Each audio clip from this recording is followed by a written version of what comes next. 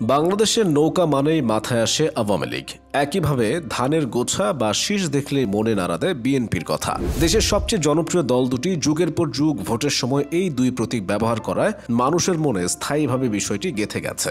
যন্ত্র আবিষ্কারের আগ পর্যন্ত গরু আর লাঙল দিয়ে কৃষিপ্রধান বাংলাদেশের মানুষ কৃষি কাজ করত। জাতীয় পার্টি সেই লাঙল ব্যবহার করেছে তাদের দলীয় লোগোতে।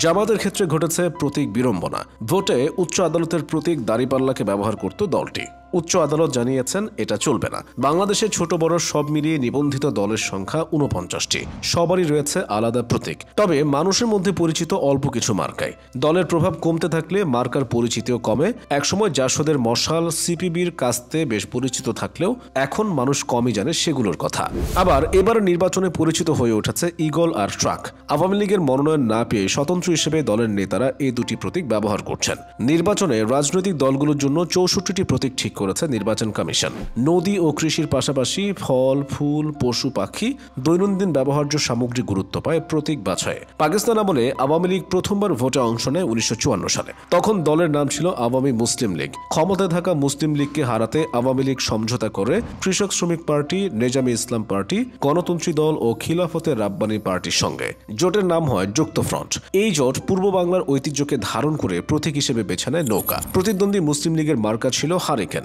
যুক্তফ্রন্ট ভেঙে গেলে জোটের সবচেয়ে বড় দল হিসেবে প্রতীক চলে আসে আওয়ামী লীগের কাছে। 1970 সালে জাতীয় পরিষদে 162টি আসনের মধ্যে 160টিতে জয় পায় নৌকা। অবিভক্ত ভারতে শেরে বাংলা একে ফজলুল হকের কৃষক প্রজা পার্টির প্রতীক ছিল লাঙল। বাংলাদেশ জাতীয় লীগের আতাউর রহমান খান 1973 সালে ঢাকা 19 আসন থেকে জিতেন এই প্রতীক নিয়ে। 1984 সালে এরশাদ তাকে প্রধানমন্ত্রী করলে বিলুপ্ত হয় দলটির। এরশাদ জাতীয় পার্টি গঠন করে নিয়ে নেন লাঙল। ধানের শীষ ছিল মৌলানা আব্দুল হামিদ খান ভাসানীর ন্যাশনাল আওয়ামী পার্টি তথা ন্যাপের প্রতীক। 1957 সালে আওয়ামী মুসলিম লীগ থেকে বের হয়ে আলাদা দল গঠন করলে গ্রাম বাংলার মানুষের কাছে পরিচিত মার্কাটি বেছে নেন।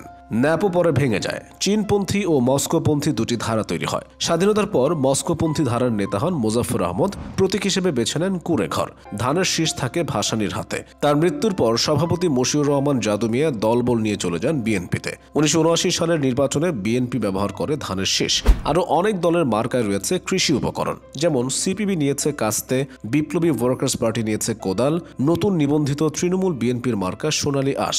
স্বাধীনতার পর জন্ম নেওয়া জাসদ 1973 সালে তারা ভোটে যায় মশাল নিয়ে। বঙ্গবন্ধু হত্যার পর টুকরো টুকরো হয় দলটি। তবে মশাল মার্কা রয়ে গেছে। জাসদ ভেঙে জন্ম নেওয়া বাসদের মার্কা মই।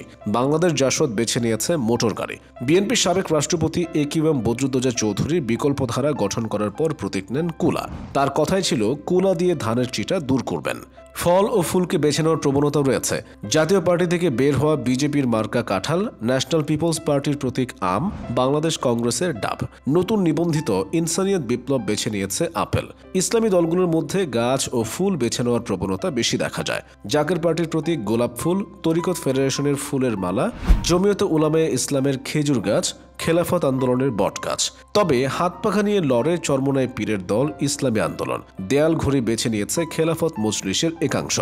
যানবাহনকেও বেছে নিয়েছে অনেক দল। জাতীয় পার্টি থেকে বের হয়ে যাওয়া জেপি নিয়েছে বাইসাইকেল। সাম্যবাদী দলের পছন্দ চাকা। খেলাফত মজলিসের মার্কা রিকশা। বিজেপির আরেক অংশের গরুর গাড়ি। বিপ্লবীদের প্রতীক হিসেবে হাতুড়ি বেছে নিয়েছে ওয়ার্কার্স পার্টি। গামছা নিয়ে ভোট করে কাদের সিদ্দিকীর কৃষক শ্রমিক জনতা লীগ। পশু পাখি ছাড়া নিত্য ব্যবহার্য ছাতা, চেয়ার, হাতঘড়ি, মোমবাতি, টেলিভিশনও আছে প্রতীক হিসেবে।